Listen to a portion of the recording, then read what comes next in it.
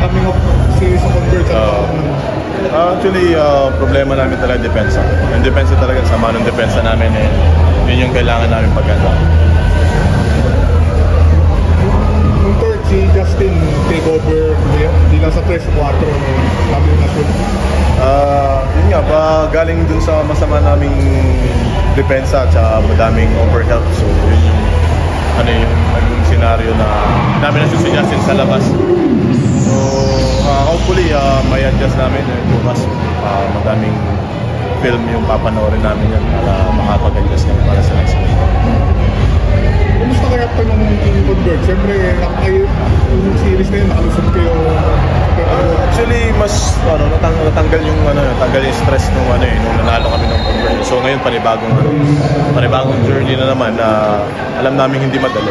So yun yung isang paghahandaan namin kasi Ginebra talaga mahirap kalaban yun. And ayun, hopefully next game sa amin. Ano masabi mo sa individual performance mo?